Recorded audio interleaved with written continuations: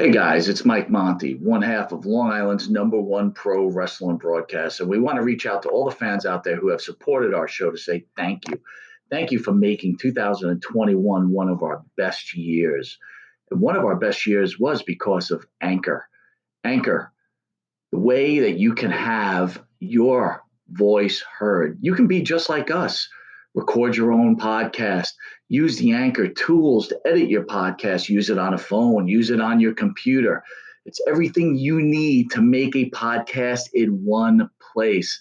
And best of all with Anchor, they're totally free. So be just like Long Island's #1 pro wrestling broadcast, Monty and the Pharaoh. We're looking together for a great 2022. We've got huge guests coming on board. Oh, yeah. You probably wonder why Jimmy's not here right now. Well, he's prepping for one of the best interviews we're about to have, and we're going to surprise someone with. So hang aboard with us, and don't forget, be like us and use Anchor.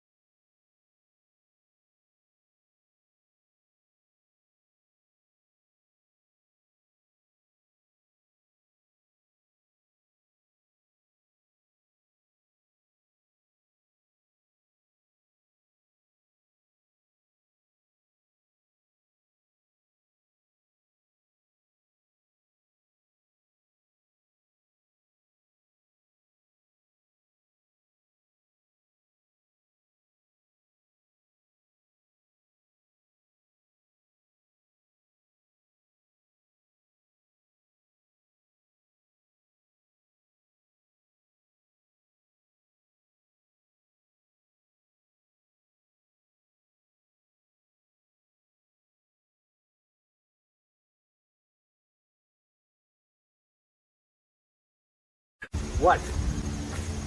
Yeah.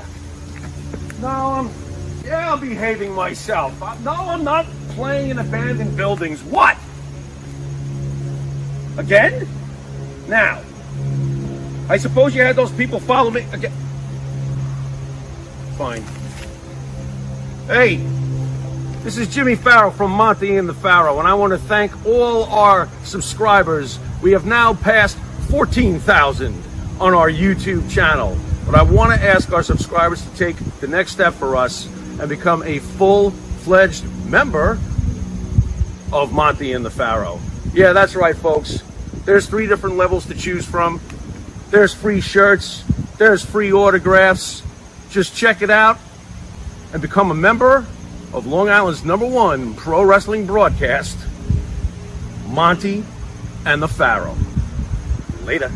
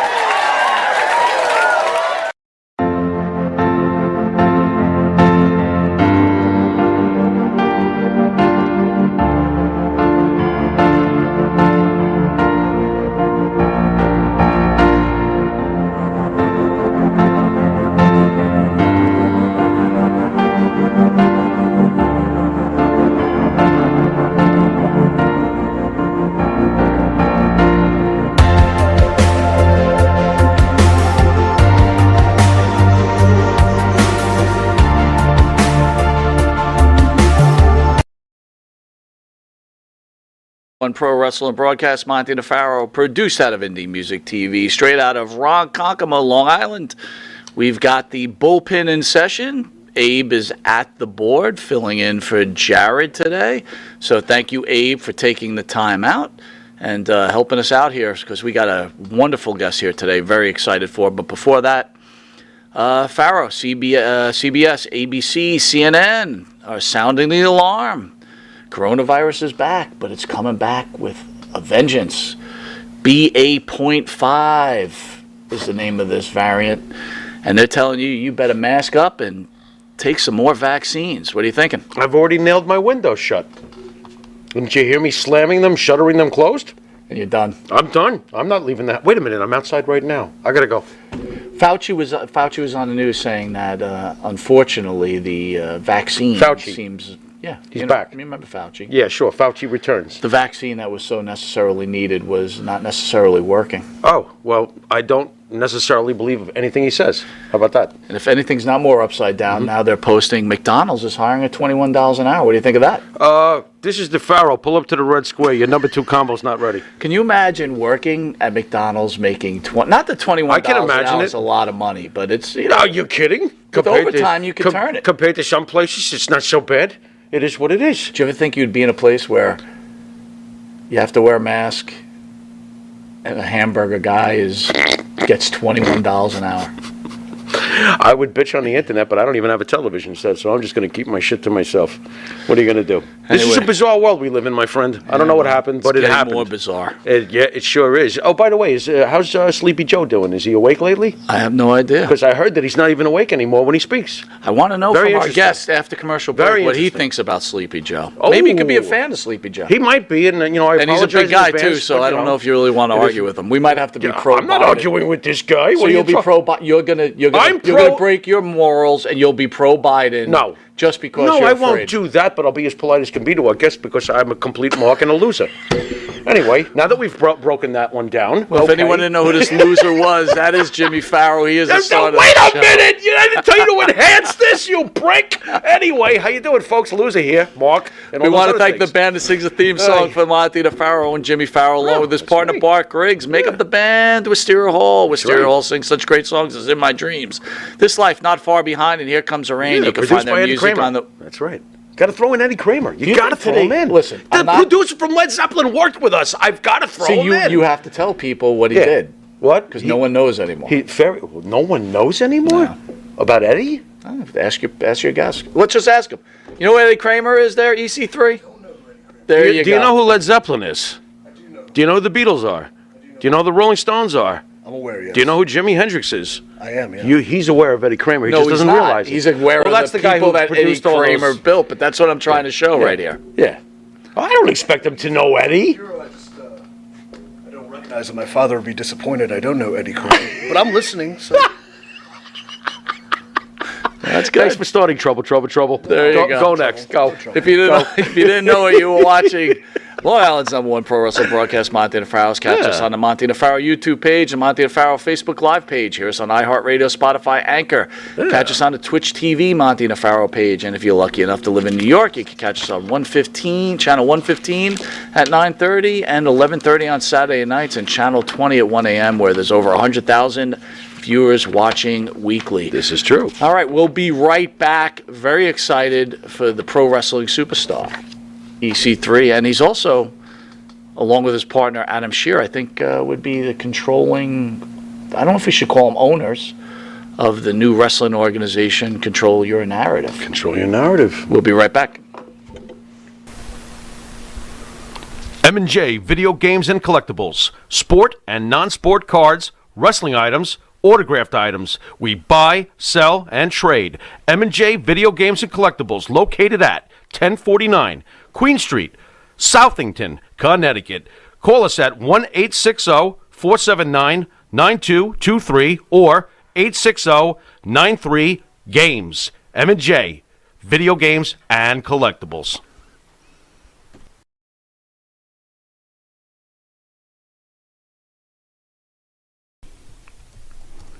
And Nitro's Garage for all your automotive needs. Call 646-675-2349. That's 646-675-2349. For all your automotive needs, Nitro's Garage.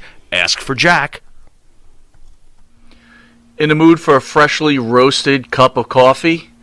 www.offtherailscoffeeroasters.com.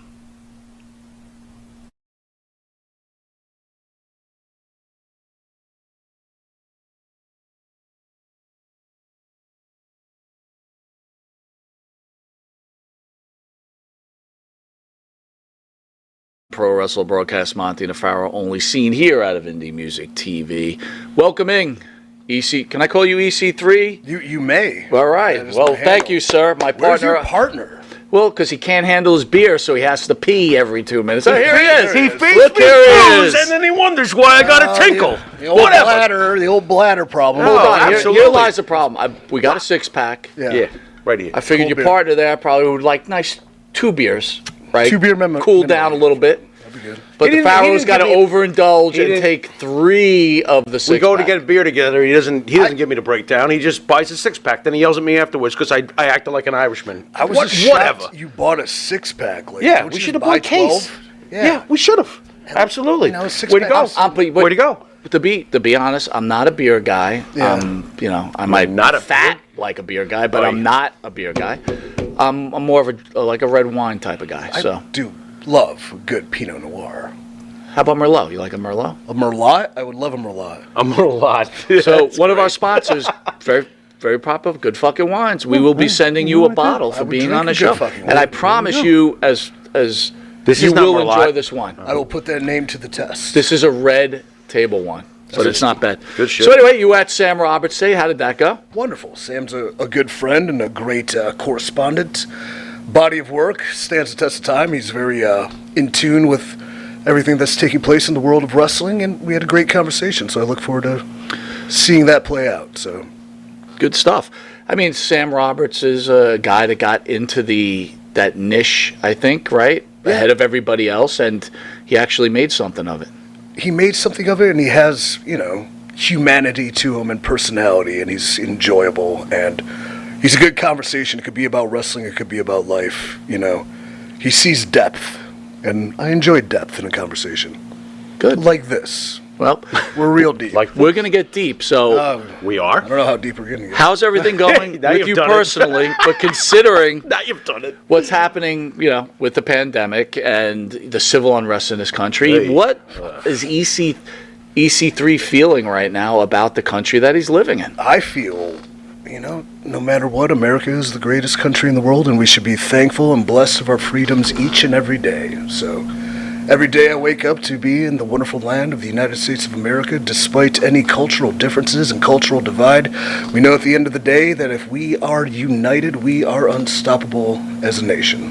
Are we united currently? I would say in some aspects, yes. In some aspects, it seems like we're not. But the fact I saw politics on your banner when I walked in here, I almost fucking left. There you go. There you go. No way. And I'm in the bathroom on top of it. This is an outrage. We've been through for no reason. Well, someday I'll be running for, state senate. Really? Should probably, I don't know, probably not. No. Will there be states in? How did do you feel got like my the vote. pandemic derailed your profession or your career? I think it derailed a lot of people's careers Absolutely, and yeah. professions. I mean, it was catastrophic to, the economy and culture and life. It's almost about what you did coming out of it and what you made out of yourself through that time, with the adversity and you're back against the wall. I don't know, defines who you were. And so did it derail my career in one aspect? Yeah, I lost my job. Lost a job I wanted my whole life. And through that, I found, purpose in creating something new and something different. And it took a lot of hard work to get here, and it took a lot of, drive, a lot of bumps in the road, but we are here in a moment. We've created something. It very well has the potential to succeed to a great level and go beyond what I ever imagined. And so without the pandemic, I would never have had that. I'd have been complacent and happy, collecting a paycheck and showing up every week and doing whatever they had for me. So, again, you reached the pinnacle, at least in the mind of a fan, because that's all we are fans, right? We think it's a pinnacle. We're probably way off base. When something like that happens to you, how do you keep how do you pull up your pants and say, okay, got to move on? I mean, does it come a point where you just want to lay in bed for a couple of weeks because you're I just can't believe this shit's going on right now? I'm about, I had this opportunity and now it's just been stripped away from me. Since it was the second time, and since what I was going through in my life at the time, outside of wrestling, was so, transcendent It was not the best time for me. That losing that job did not bother me.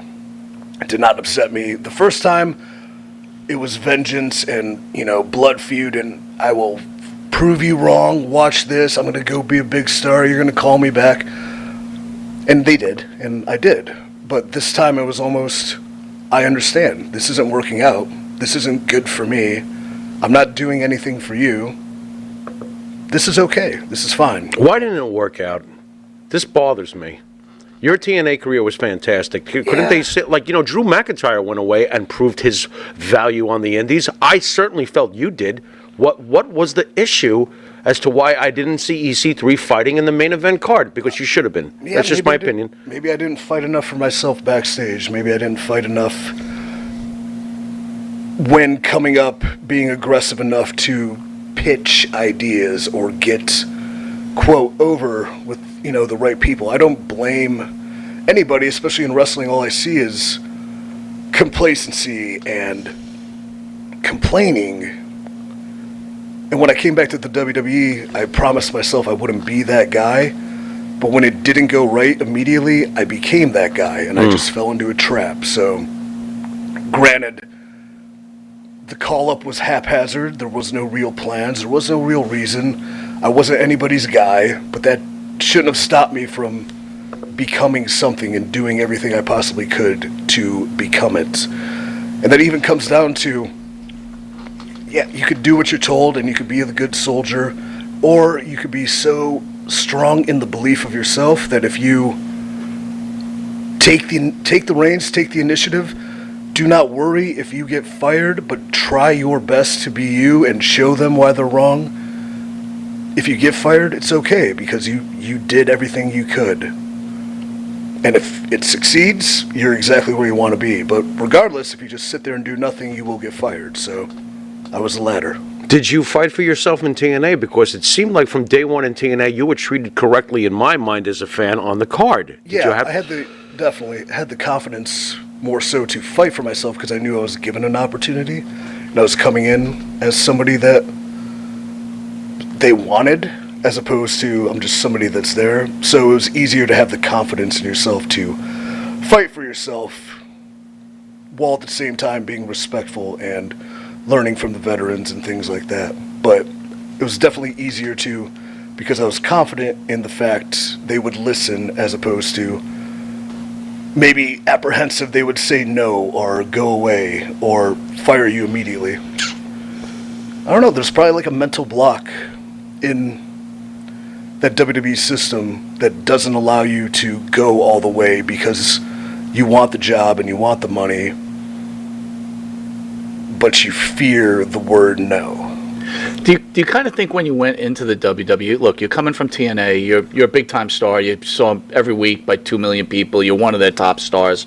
You go into the big time, again, not that TNA wasn't the big time, but you go into the WWE, do you think that you set yourself up and go, you know what, I don't want to get hurt if this becomes a bad experience, so I'm going to just go into this maybe the wrong way, like you explained?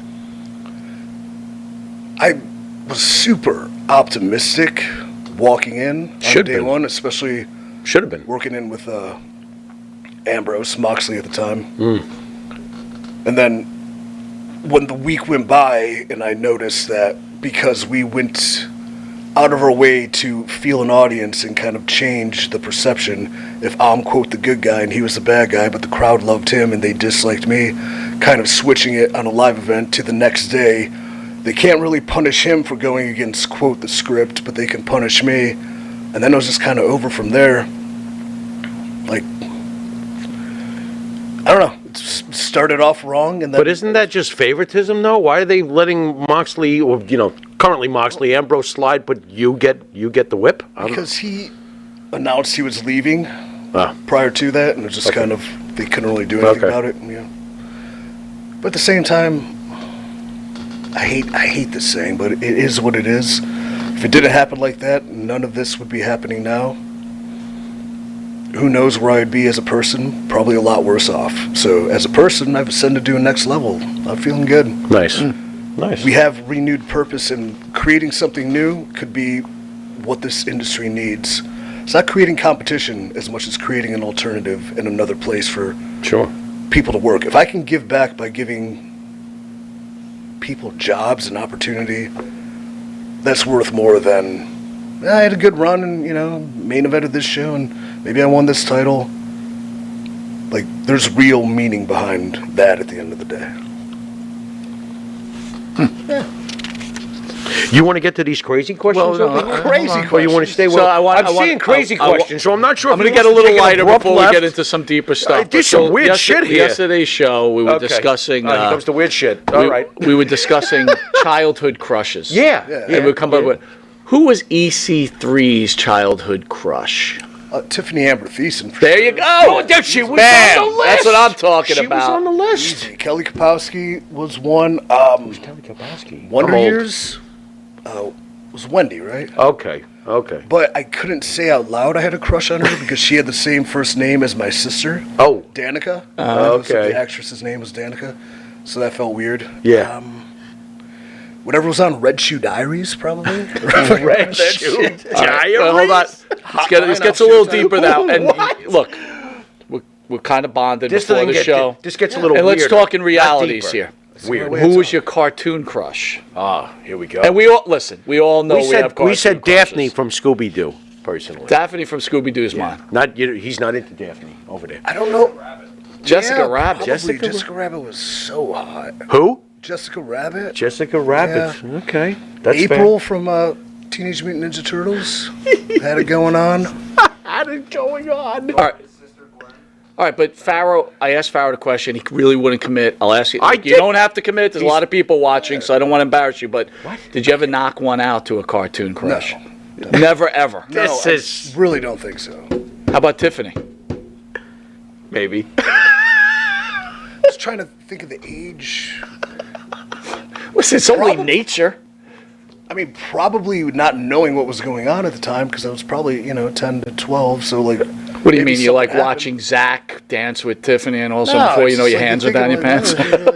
He didn't know what was going on. I mean, guys, what are we talking about here? Cranking it? What are you doing? What are we talking? I told you he was craziness, revolting. dude. I warned you. It's craziness. I mean, Unbelievable. it's a real thing. It is. I think it is live. He's It's acknowledging humanity. this. Yes. I mean, the man is an owner of one of the most upcoming organizations, so I guess I better be a little more careful. Yeah, I mean, what are you doing? Cartoon characters? Did you But at the spank same one time, out? like, this is just banter between people. Yeah. Like, this is what people talk about. Yeah. It's nothing embarrassing. Speaking of banter, when you decided to become a wrestler, if I can ask, what did your family think about that? You hear always the stories. Nobody believed in me. My parents didn't want me to do it. I had to go. My family was super supportive. Super supportive. They were. Okay. As long good. as I was able to take care of myself and make ends meet, working and doing other things, pursue your dream, pursue your passion, they were beyond supportive. So what was it like? Hey, Mom and Dad, I just think... So you're in high school. Did you end up going to college? I did, for no reason. What a waste. Okay. Doctrine. But you go to Mom and Dad and you say, hey, I want to be a wrestler. Why did you want to become a wrestler? My dad actually remembers the time because we were watching a match. It was Raw. I had it taped. Something happened. I think it was Kurt Angle doing the moonsault off the cage. Okay. He does the moonsault off the cage, and I pause and I look at my dad and I go, I want to be a wrestler. And he goes, okay, cool. Wow. So, and I think he told me that. But telling them wasn't hard because I kind of disappeared after school for a while because we started like right out of high school. And he knew I was up to something, plus he knew we were backyard wrestling. And then I kind of told them, they're like, yeah, we know, you're going to wrestling school. It's right there on, Vine Street. They're like, we'll be at your first match. I'm like, okay, cool. So very supportive parents. very much so. Are they still with us? They are. Very How sweet. often do you get to see them? 4 times a year. Okay. Sometimes. So He's very methodical. Yeah. Very methodical. I'm timed up well. How did it feel? I mean, you're basically saying the first time you decided you really wanted to be a wrestler, you're watching Kurt Angle. Dude, you beat Kurt Angle for the TNA World Championship. What did that feel like? It felt pretty fucking surreal. I would think. Because I had, this is something I'm installing with Control Your Narrative with, the young guys we have, is like manifest your dream match. Like, tell me what it is. If it's realistic, why can't it happen? It could totally happen. Just speak it into existence. What is it? And through this tour we're going to launch, we can do a few of them. And that intrigues me because I had mine. I had that match. And afterwards, the first people I hugged were my mom and my dad. It's like a moment I'll never forget. One of the few I'll never forget. Really Kurt Angle is a person. What's that? Kurt Angle is a person. Can you tell me a little bit about him? What was it like working with the guy that basically gave you the idea, I want to do this, then you get to work with him and defeat him? How was he to you behind the scenes? Very much a mentor and very much appreciative of like the next wave and how I kind of like handled myself and my business, and I had to earn his respect as I should and did. And putting together this match, listening to him, being smart enough when to chime in, smart enough when to allow him to talk about it, having the match. What was important was the next day, because we just talked for like 20 minutes, and the conversation we had made my life and career, because if you have the respect of your idol, oh yeah, what could somebody say to you that could hurt you if ever? Or like, what can a bad rating of a match do to you? Nothing. You have the respect of the guy who you admire the most, who vouches and endorses you. You're untouchable, Besides, the guy who does ratings is a moron, but that's just my personal opinion. As far as Alka-Seltzer goes, Alka-Meltzer, what do you got? So it's clear, credible build, still keeping yourself in great shape. Did you feel it was necessary? Well, first of all, I'm going to make an assumption here, and feel free to correct me. I'm assuming at some point in your life you used some PEDs to get the build that you have to a certain level. Did you feel it was necessary to do that to make it in the sport of pro wrestling? I think so. I think anything under a doctor's guise, if you were to prescribe something, there you go. It's medicine in one aspect. In the second, anybody who claims in this industry, like, isn't seeking some sort of edge to keep themselves in the game as long as possible so they can make money, is not being truthful and honest with you. But to do your business, to compete at the highest level, you have to train body, mind, soul, be physically adaptive to anything, to be able to live on the road, to stay injury-free, because if you're injured, you can't make money. Is it a necessity? Nothing's necessary. Sure. But at the same time, what keeps you in the game for as long as you can at a high level, who's to say? Who's to say? Honestly, if you look at some of the athletes who have blown out their knees or torn ligaments, I've had 5 knee surgeries. Oof. Yeah. I've had my biceps torn off, my pecs torn, countless knocks in the head, like, this shit hurts and it catches up to you. Does it concern you at all, though? Like, look, bodybuilding, I'm sure you were into watching bodybuilding, too. Not at all. I hate bodybuilding. Really? Okay. I did one bodybuilding show just so I can beat them, because they're such fucking assholes. And There we go. They're demented narcissists, and all they do is, they work out, and they eat their meals, and they pop themselves on Instagram. They fucking play video games, and they'll smoke weed, and they're such low-life They losers. play video games and smoke weed? That's all these bodybuilders do. Wow. And then they just pose. Interesting. And I'm like, I train, and then I was training around bodybuilders. I'm like, these guys don't even train. They just take drugs. So I'm like, I'm going to beat them by just, and I did one, and I hated it. I'm covered in, like, fucking soot, this spray tan bullshit, This is horse stupid. spray, and, like, fucking bagel dust, and, like, Cheetos all over me. Cheetos? Like you're on stage, and, like, you're all diureticed out, so swig of vodka, and you're like, whoa. Oh, my God. Then you're hammered and you're posing. I'm like, this is ridiculous. Those are so lame. Ridiculous. Good Then, stuff. I beat a bunch of them because, I don't know, I'm a psychopath and competitive. But, so I didn't really get in. I respect it, especially at a high level, and seeing, like, what true conditioning and dedication is to some. But, like, a lot of them, yeah, it's bought and it's easy, and it's just, like, PDs in a bottle. Just watching them train upsets me, because we as wrestlers train so much harder, and the physical toil on us is so much harder. Right. Yeah. So yeah, yes and no. No, I got it. Well, speaking of physical, to me, you've always had the mic skills. You're obviously solid in the ring. Fuck Dave Meltzer. Does it confuse you how some of these smaller guys like Adam Cole, or let's say a guy who doesn't even take his hands out of his pockets, Orange Cassidy in AEW, does it confuse you when you see these guys getting like these pushes? No, because, I mean, they resonate with a vocal minority of fans. So what's over is over at the end of the day, or? I guess, is it over enough to attract, the multi-million people audience, or are they kind of tuning out? Dave Meltzer said I was a bad worker. He gave me a 5. Oh, no, when you mentioned before about star ratings, I just assumed you meant the guy Meltzer, who everybody seems to, hinge on everything he thinks. Anybody could say whatever they want about me. Kurt Angle fucking put me over. That's all that matters, really. At the end of the day. I couldn't give one shit what I everyone else says. I wouldn't give a shit either if Kurt Angle saying that to you. But when you cater to one group, this group's going to resonate with people that they can resonate with because,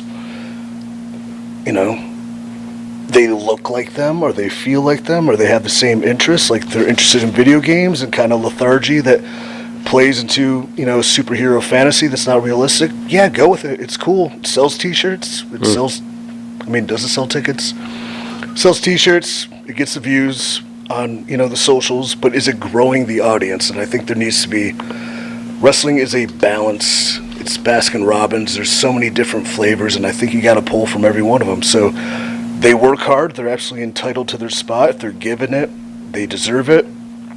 But we also need variety, antagonism, protagonism, different things, because as a variety show, you need variety. Bryant, one of the fans out there, said, how can they contact your organization to get a tryout? We will be doing the initiative, so Control Your Narrative initiative, and I'm going to announce what cities these will take place in, but I really wish I had the time to watch your matches or critique you or steal your moves, read the resume, but the only way how I got signed is I showed initiative. I spent $1,000 flying myself to Florida to try out for WWE for four times, and initiatives are what's going to get you noticed. So multiple cities on the tour will house initiatives. It'll be, our high-level talent breaking you down physically a bit, mentally a little bit, seeing what you have, what you offer, who you are, kind of. Regardless, you're going to get an experience and learn a lot from it, but that's going to be the only way I can manage bringing people in. And a lot of these shows are going to be outsourced locally because, we're a small business, we're new, expenses are high. The initiative is about giving people opportunity, because when I do independence and I see so much talent out there, how do they get noticed? How do they get to the next level? Hopefully with the platform we have with Pro Wrestling TV, with Control Your Narrative, we can find the next 5 or 6 people that get into the conversation and become something, whether it's with us and we have sweet jobs to give them, or it's down the road they've get picked up by an AEW, an Impact, WWE, something of that. Being able to make opportunity for people is what really intrigues me, because it's very hard for me to get. Now, you guys just got a TV deal, right? I think I read Yeah, that. we're on Pro Wrestling TV. It's a new network. It's streaming. Our show will be based on what we film live on this tour. We have about 8 to 10 episodes in the can. So we're toying with how we're going to make it a weekly show with, full-length matches, highlights, vignettes, interviews, production, but how to make it unique and different still. Going city to city, using local production, having them upload to our production team back in Florida, having them churn it out so it's available the next week, and a lot of moving parts that I'm trying to put together, and it's chaos, but Pro Wrestling TV is downloadable, all apps. What's the iStore? What's it called? App Store, Google Play, Roku, every streaming thing you can find. Now, are you writing all the programming too? Are you booking all the matches? Are you writing I will vignettes? Have, I won't write vignettes, but I'll put people in position to be their best selves. I don't think writing for them, that would defeat the purpose. booking, in a sense, yeah, I guess I am pretty responsible for that. Oh, look at that. Crazy. Trusted team, but I think I have a good formula down. Plus, I have a lot of help. So, in theory, I guess I have the pencil. I control the narrative now. Well, speaking of the pencil, Vince McMahon obviously has been under a ton of scrutiny lately with what's been done. I'm so tuned out. I don't know what's going on TV. Oh, really? I don't know what's going on online. Took me 3 days to hear about whatever this was at first, and then I guess there's more to it, but go ahead, yeah. Listen, you've been in the industry, right? Yeah. Is it just natural? Look, put Vince aside. Is it natural for a female wrestler, or because you're like this kind of tight-knit family, does it come a point where you just become attracted to each other and you start building these relationships even if they become romantic? And I've always personally steered away from that because I like life outside the industry and I don't want to be surrounded by it at home or with, relationships and love and that thing. I guess when you spend a lot of time with people and around people, you develop relationships and attractions and your energies coincide and they bloom. But as far as, it's all different. It all varies, right? Love finds a way. Isn't that what Jeff Goldblum said, except it's about life? Life finds a way. Pulling the Jeff Goldblum card. Pulling the Goldblum card. I'll throw you off. Well, apparently there's a lot of love in Vince McMahon's libido. But anyway, okay. Hey, good for him. Yeah. That's basically what we think, but, Okay. So then let me ask you. Does that shock people? No, not at all. Quite honestly.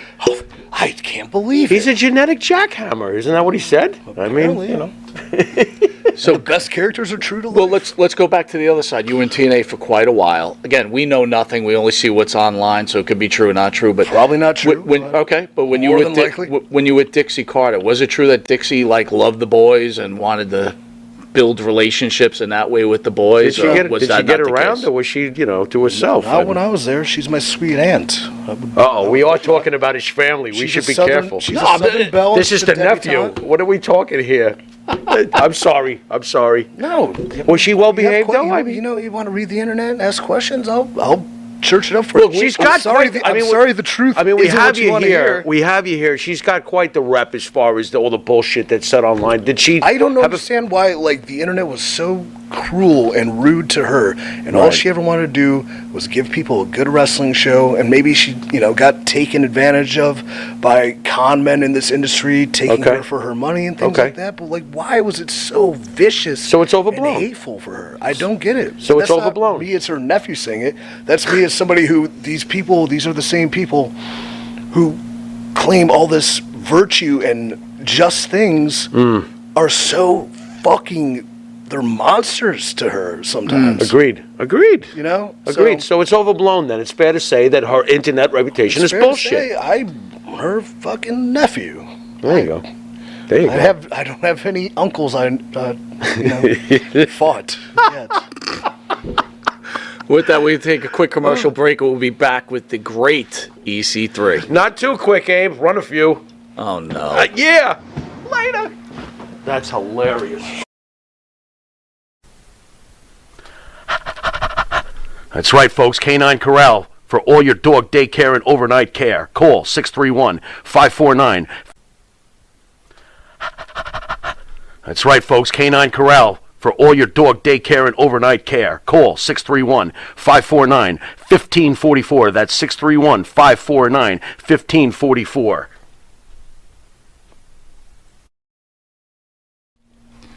Jimmy, I gotta take a dump. What? No, I need a dumpster. Well, for all those needs, you need to call Big V Dumpster Rental, Long Island, New York, 631-900-DUMP. Elm Logistics, for all your logistic needs, call 631-299-3595. That's 631-299-3595. Elm Global Logistics, pride, performance, and partnerships. All right, welcome back to Long Island's #1 pro wrestling broadcast, Monty Nefaro, where my partner still can't seem to be able to hold his piss. EC3, thank you again for being on the show. Oh, it's a pleasure. So, obviously I'm sure you made a good amount of money wrestling and stuff. Was it a stretch to start this organization? Were you worried about it? Because I'm sure there had to be some kind of financial investment, right? Like, Commercial? I made enough to take care of myself to be unable to take a paycheck for a little bit, but by no means am I filthy rich and wealthy, or are the truth to any rumor of we have these crazy sponsors, which we don't. So, you know, it's bold, it's risky, but it definitely could pay off. So you don't know unless you try. Would you, if you could look back and do it all over again, would you still want to be a pro wrestler, or would you went a different route? Ooh. Not that I don't love what we do or what it, you know, what it gave me, and I love the idea of what it can become. So many other things do intrigue me that even visiting them as options, though, who I am and who I became and what I went through to get here to this moment in life, I don't know what I can trade that would make me happier being who I am. So I don't know. Probably not. Even though there's so much other things to be able to do, and like, shit, I could be a fitness influencer on Instagram and make 7 figures doing fucking horse shit, or TikTok asshole. Make it like, you could be doing all these things. And I definitely sacrifice myself personally for building what we're building. But that's what's going to make it great. So no, I don't. Good question though. Good. What's the feedback amongst other wrestlers in the business as to what you're doing? Are you finding a lot of support? Or yeah, vast majority. I don't know, because I have a sterling reputation of admiration and respect and cordiality and professionalism with the vast majority of people I've ever worked with. I really don't have any, quote, haters.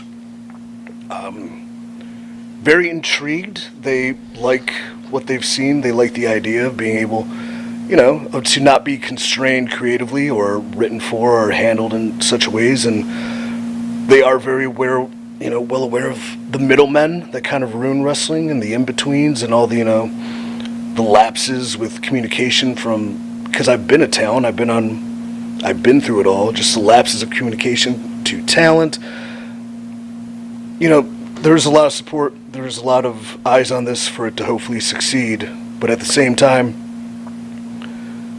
would they be willing to give up that guarantee to take a risk with this? And that's really the testament to your belief. And it would be very hard for me.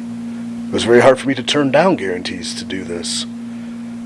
But here we are. So, just to further understand about what happened with WWE, was there any particular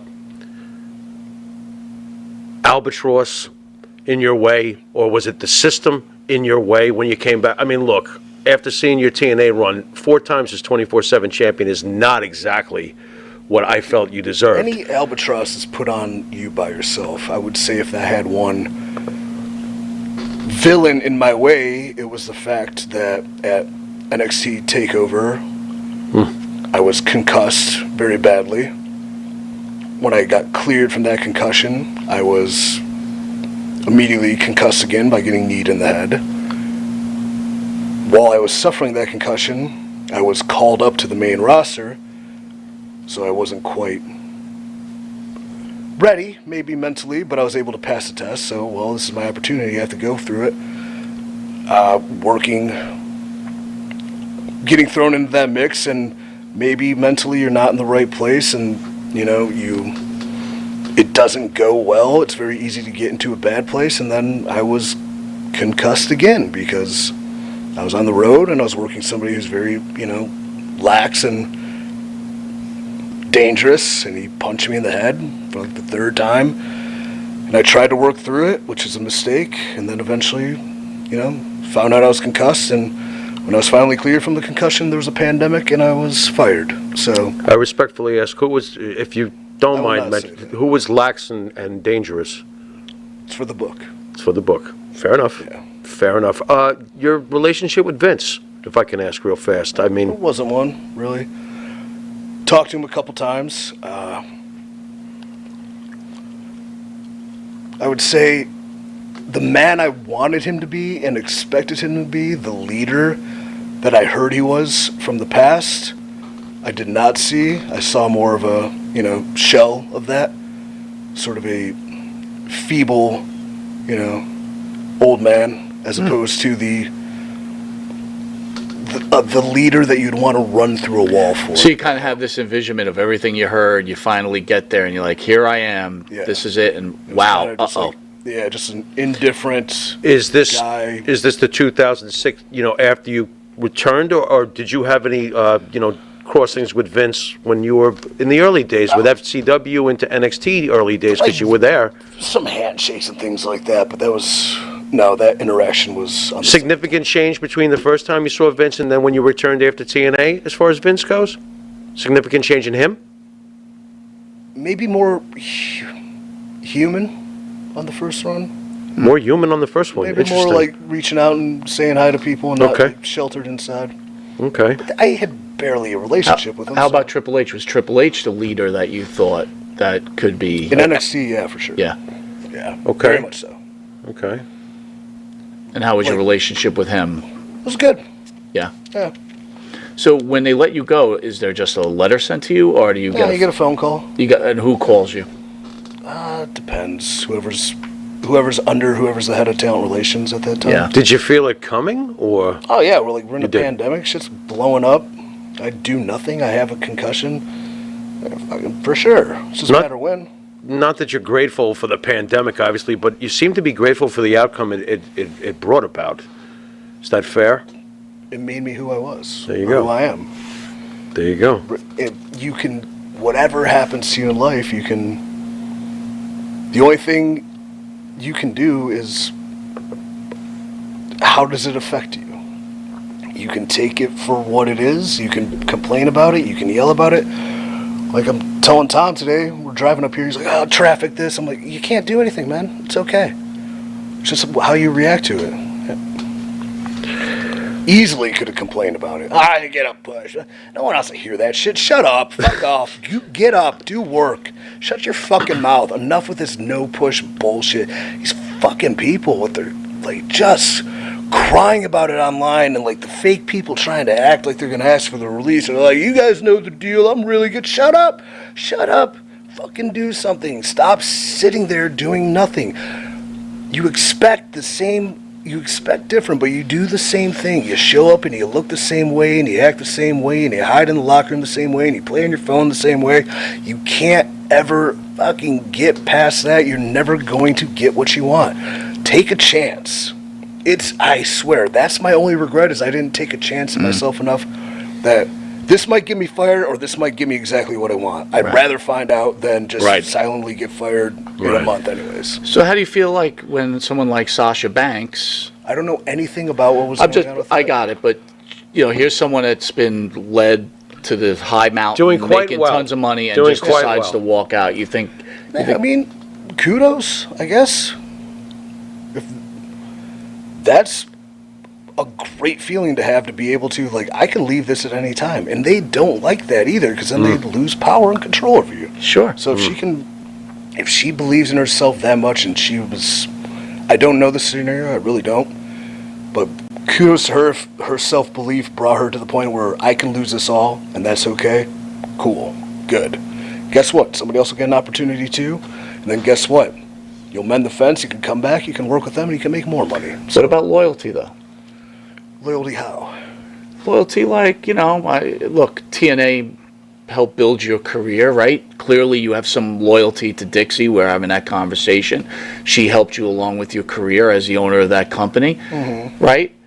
Do you just walk away from somebody who has allowed you Would they to fire make... you in a heartbeat if it was a pandemic and you were underperforming and you were concussed? They would fire you. It's business. Was it easy for you to leave TNA? I mean, after all, EC3 was, It wasn't, but it was time, because we've done what we've done. We've gotten to where we've gotten. And then I felt, if I didn't challenge myself this way, or if I stuck around as the management changed, and they were great. They were great to me. They were awesome. But if someone else can make a name for themselves Then if this doesn't work, I can come back and work with them. But I can also try this and see what happens. And it's just mutual, like, I'm saving you money. And you're tight for money at this point until you figure your business out. It was win-win for us both. We both had to take the chance. So it wasn't disloyalty. It was very mutual and very respectful, and I have nothing bad to say about them. I respect the shit out of them, especially Scott. Well, on paper, obviously, you're defeating Kurt Angle would probably be the greatest moment of, EC3's career, in my opinion. But is that your favorite match? Do you have a favorite match? If that's not it, it's with Rockstar Spud in Wembley, the First Blood, or the hair vs. hair match. Yeah, that didn't turn out too well for Rock. Yes. No, but that was us putting our hearts and our souls into an angle and telling a story and building it up and kind of that's what started why I'm doing what I'm doing. It's because we took initiative to create it and craft it, and the creative was very on par with what we wanted, but like they let us tell that story all the way through to the conclusion. You think Spud's a little underappreciated? Because I kind of feel he is. He's wrestling's. He's great. Genius. Yeah. He's fantastic. He's killer in the ring. He's absolutely unbelievable. Great on the mic too. Excellent. Just can draw emotion. You seem like this has been a pleasurable ride to you, though. You seem like, you understand the business, and it's been pretty enjoyable to a certain point.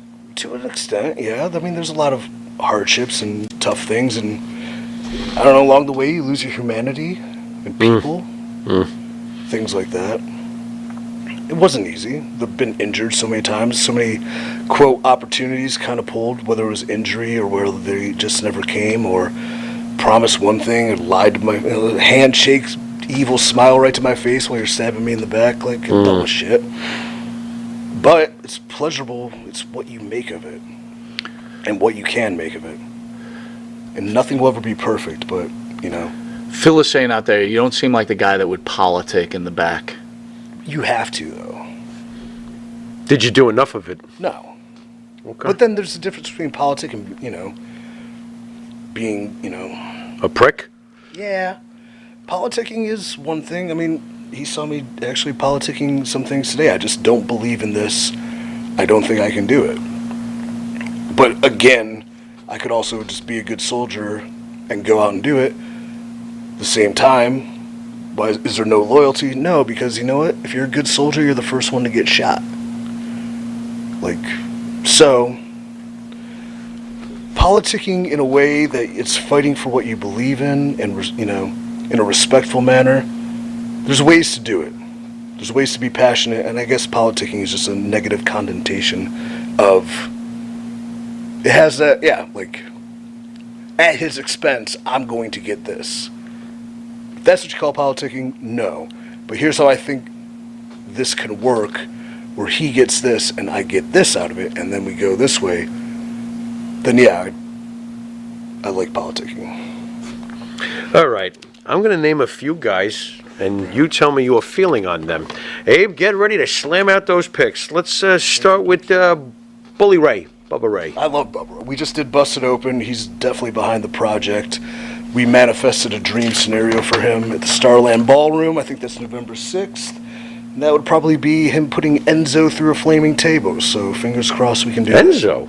that. Yeah, he's like, you manifest dreams? I'm like, yeah, I want to put Enzo through a flaming table. I'm like, all right. Aren't you afraid he's going to... Let's do it. Aren't you afraid he's going to kill him? Enzo's like, danger-prone Daphne.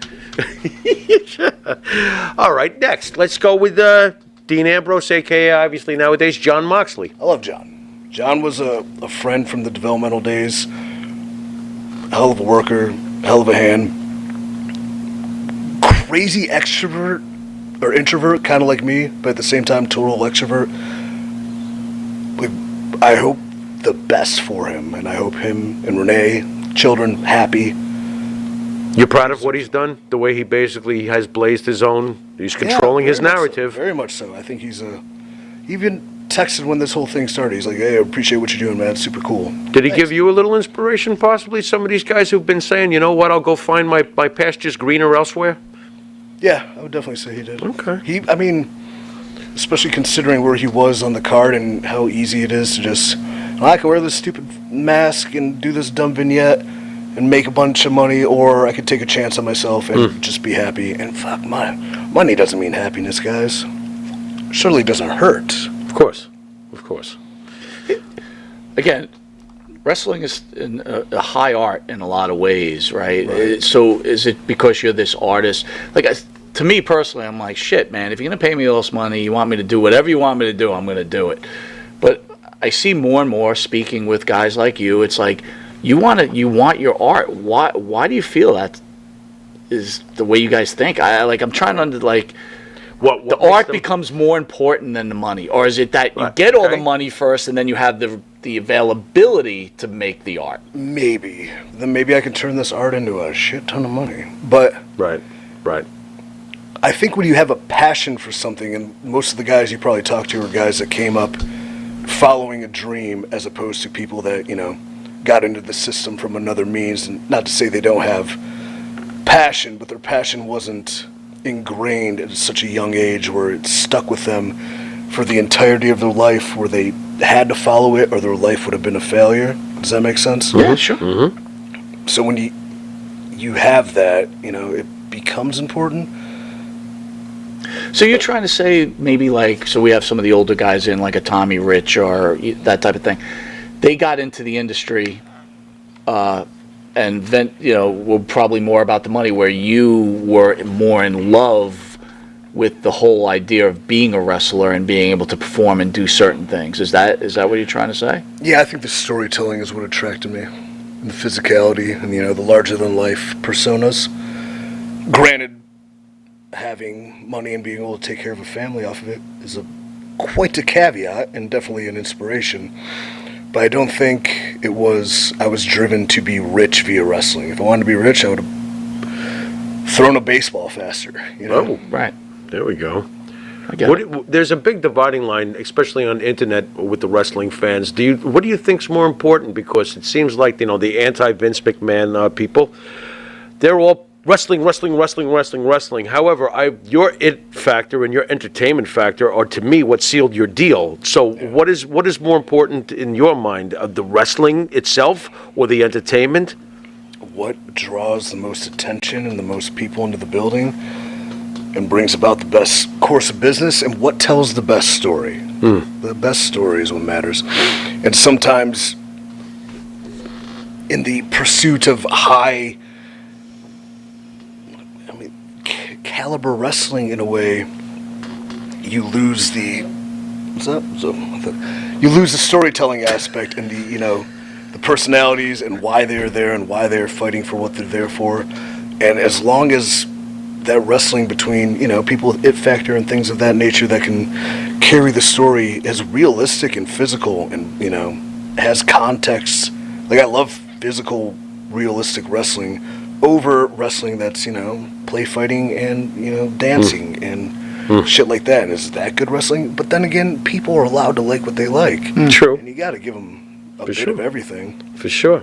So all right. As far as a divide, I don't know why we're divided. I don't know why we can't say, well, I really like a great story told, with two epic characters that confront, like fucking WrestleMania 17. My favorite match is Rock Austin, Type 1 alpha male versus Type 1 alpha male. Two guys legitimately competing for the top spot. Sure. But working together. And they did 6 moves, probably. Mm-hmm. But you watch them punch each other and the way they moved in the ring and the back and forth.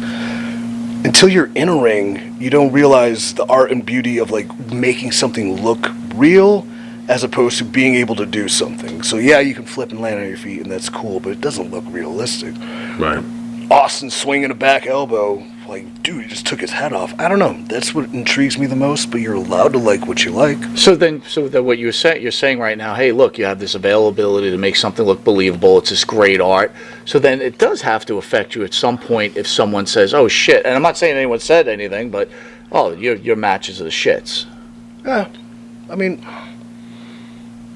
no, nothing affects me. Nobody on this planet could say anything about me to me that is worse than things I've said to myself, So And you've had Kurt Angle approve of you, so I really wouldn't give a shit. At the same time, after that, I wouldn't give a shit when anybody Stinger's out there says. okay, but you still paid $40 for an autograph. So There you go. There you go. Thanks. There you go. Yeah. Stinger's out there says Kevin Nash always said, if you're not in it for the money, then you're the biggest mark. What do you think of that? I don't disagree. Kevin made a hell of Kevin's super smart. Genius. Man, too. Genius. Say the quote again. If you're not in it for the money. He says, if you're not in it for the money, then you are the biggest mark. I'm in it for the money. Don't get me wrong, but it's not the most motivating thing. Gotcha. So that's so where if you're gonna tell me you're gonna make $1 million this year, and you're gonna be fucking miserable, or you're gonna make $850,000 this year, but you've created something that has employed 7 people, and you've done all this work, and it's going to build, and you invested equity in this, so it's actually going to come up, and you're gonna make more money down the road.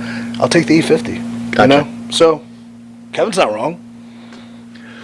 Well, we're out of time. I want to thank you again. My pleasure. You are quite the intelligent man. We're going to hit you with something called the Pharaoh's Final Question. Pharaoh's final question. Pharaoh's Final Question. It could be off script, whatever he's got to say. I don't know what he's going to What, ask how you. often he goes to the bathroom? Not as much as me. That could, that's clear. That's for but shit anyway, sure. Go ahead. All right.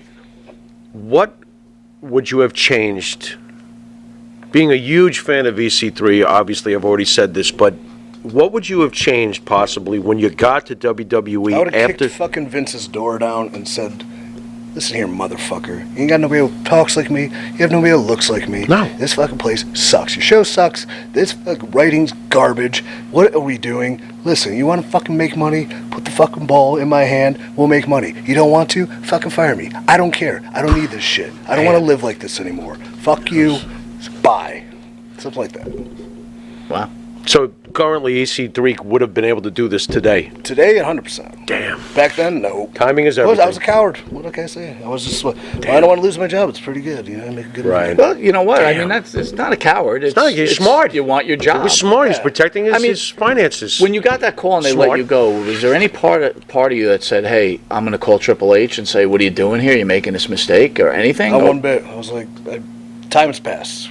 Did you just feel helpless, like a cog in the system? There's no point? At the point prior, yes. When I got the call, I felt like a giant weight was off my shoulder, which is not the same as the first time I got fired.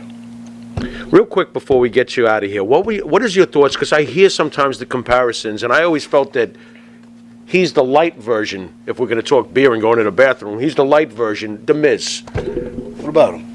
I sometimes hear the comparison of between you and The Miz. Him and I don't know. I'm way more jacked. I'm way more shredded. I'm way more ripped. Yeah. He's way more. He made way more money in wrestling. Yeah, but he's The Miz light. I mean, to me, compared to you. I mean, just you know, have you heard these things before? Because I have seen them. Yes, to an extent, but like I think it's very easy for, you know, simple-minded wrestling fans to combine people that have similar personalities but are kind of completely different. Right. It's the same thing when people compare me to MJF or MJF to me or Miz Right. to MJF. I've heard that too. We're totally different guys. Yeah. We're totally different things. And like, you know, sometimes EC3, MJF stole your thing. No, he didn't. He took something that's unoriginal. He's making it his own. He's doing great with it. And same thing with Miz. Mike worked his ass off. He went through shit. For sure. Through the hard times in the sure. locker room. Getting fucking berated and beaten by these, you know, back then when that shit would happen. He paid dues. He suffered. He came out the other end, shined up. And He's had an amazing career, for sure. Yeah. And like his promos could have depth when they're allowed to. Mm-hmm. Very intelligent, I would say. So in that similar sense, yeah, like we're like. Is there anyone you didn't like in professional wrestling? Oh yeah. Is that for the book? Oh yeah. Yeah, yes. Son of a bitch. No. Trouble. Last thing, how did you build this relationship with Adam Shear? I think because I always respected the opinions of somebody that got pushed into wrestling and like got pushed quickly, but they see the business a different way. Because I think when you come up within wrestling and you're corrupted by the internet or, you know, the indie wrestling bubble, and you have all these mindsets, you don't see what a casual person sees. So kind of talking to him about that, and, you know, he's just a guy that likes cold beer and hanging out, and he was cool. And then we became friends and brothers, really. So he just likes to hang out way more than I do. I'm a very much just want to hide from people. So, but he does have a similar vision of like wrestling. Control your narrative in wrestling is a vessel for something bigger, and that's like a movement for self-actualization. And he had some hard times, even being on top of the world, money-wise, within wrestling, being able to lose yourself in that and be in a dark place and be sad and be mad. He had some mental problems, if I remember reading, right? He had some issues. Mental problems sounds wrong thing to say. He bouts with depression. Yeah. There you go. Right? Sure, and he's very, into the mental health aspect, as we all should, and shouldn't be afraid to talk about it. And that's kind of how our whole movement started. And it's, wrestling is the vessel of it. But, a genuine care for people. But it started as simple as like, hey, you like wrestling, but you didn't love it. What did you like about it? Oh, this, and like, yeah, like that's what I like about it too. But now we're worried about this and this. I know it's not. Just kind of getting someone else's opinion instead of being surrounded by the same constant, complacent, negative thought and groupthink. And why am I not getting pushed? And why this? And why is he in? But well, he's 6'9", he's huge, and people go crazy when he goes out. And Sure, you can do a fucking moonsault, but nobody gives a shit. So stop complaining. Or do something different. Or be me and just be miserable and complain too. Even though you promised yourself you wouldn't. And I did. So. Well, I got to tell you, very intelligent man. Your parents should be very proud, and you should be very proud of yourself, and we wish you the best of luck. We'll be supporting you, for sure. Obliged. I thought you were going to lead me down a rat trap of some political horseshit. I was like, what do you think of Sleepy Joe? He's the 46th president of the United States. That's what I would have said. There you go. Because he is. That's it. He's the president of the United States. Is he aware that he's the 46th president? Probably. All right, not. we're done here.